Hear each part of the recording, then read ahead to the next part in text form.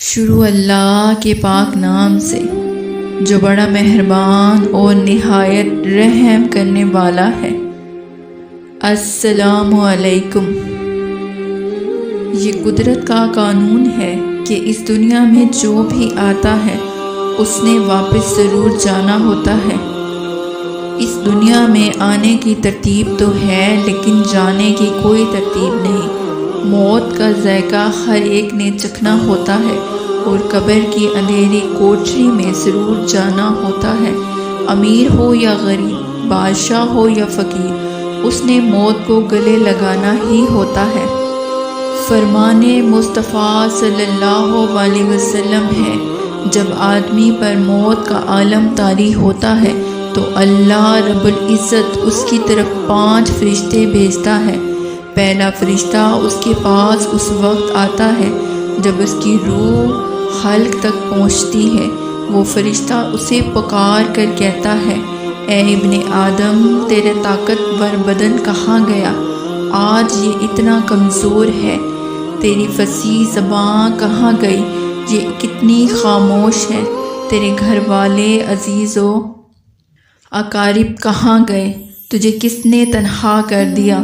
پھر جب اس کی روح قبض کر لی جاتی ہے اور کفن پہنا دیا جاتا ہے تو دوسرا فرشتہ اس کے پاس آتا ہے اور اسے پکار کر کہتا ہے، اے ابن آدم، تو نے تنگ دستی کے خوف سے جو مال و اسباب جمع کیا تھا وہ کہاں گیا؟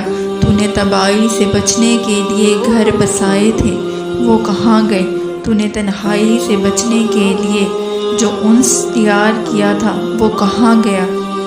پھر جب اس کا جنازہ اٹھا دیا جاتا ہے تو تیسرا فرشتہ اس کے پاس آتا ہے اور اسے پکار کر کہتا ہے، آج تو ایک ایسے لمبے سفر پر رواں دواں ہو رہا ہے جس سے لمبا سفر تو نے آج سے پہلے کبھی طے نہیں کیا تھا۔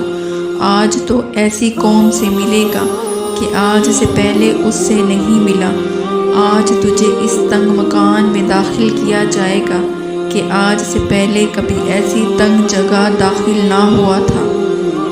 اگر تو اللہ کی رضا پانے میں کامیاب ہو گیا تو تیری خوش بختی ہے، اور اگر اللہ تجھ سے ناراض ہوا تو یہ تیری بدبختی ہے۔ اور جب اسے لحد میں اتار دیا جاتا ہے تو چوتھا فرشتہ اس کے پاس آتا ہے اور اسے پکار کر کہتا ہے، اے ابن آدم، کل تک تو زمین کی پیٹھ پر چلتا تھا اور آج تو اس کے اندر لیٹا ہوا ہے۔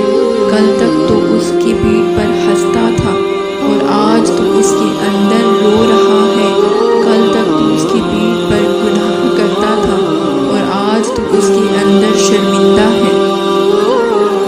پھر جب اس کی قبر پر مٹی ڈالی جاتی ہے تو اس کے اہل و عیال، عزیز و اقارب چھوڑ کر چلے جاتے ہیں تو 5واں فرشتہ اس کے پاس آتا ہے اور پکار کر کہتا ہے، اے ابن آدم، وہ لوگ تجھے دفن کر کے چلے گئے، اگر وہ تیرے پاس بھی ٹھہرتے تو تجھے کوئی پہنچا سکتے تھے۔ تو مال جمع کرتا رہا اور اسے غیروں کے لیے چھوڑ آیا۔ تو نے اللہ کی راہ میں خرچ کرنے میں کنجوسی کی۔ آج یا تو جنت کے باغات میں ٹھہرا جائے گا یا بھڑکتی ہوئی آگ میں داخل کیا جائے گا۔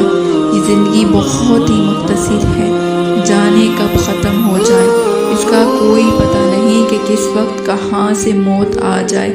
اس دنیا میں ہمارے آنے کا مقصد ہم اللہ کی عبادت کریں، نیک اعمال کریں، اچھے کام سر انجام دیں، نہ کہ ہم اپنی زندگی کو گناہوں میں صرف کر دیں۔ ہمیں موت آنی ہے، قبر میں جانا ہے، مگر افسوس کی بات تو یہ ہے کہ ہم اس کے لیے کوئی تیاری نہیں کر رہے۔ ہم نے خود کو تیاری ہی کے لیے تیار ہی نہیں کیا۔ ہمارے پاس ساتھ لے جانے کے لیے کچھ نہیں، لیکن ہمارے پاس وقت ہے، ہمارے پاس صحت بھی ہے، اور اللہ پاک نے ہمیں ہر قسم کی بیماری معذوری سے بچایا ہوا ہے۔ تو ہمیں چاہیے کہ ہم اس دنیا میں نیکی کریں اور نیک اعمال سر انجام دیں۔ راستے پر ڈال دیں جس کا ہمارے نبی پاک صلی اللہ علیہ وسلم نے بتایا ہوا ہے۔ اللہ پاک ہمیں سیدھے اور ہدایت کے راستے پر چلنے کی توفیق عطا فرمائے، آمین۔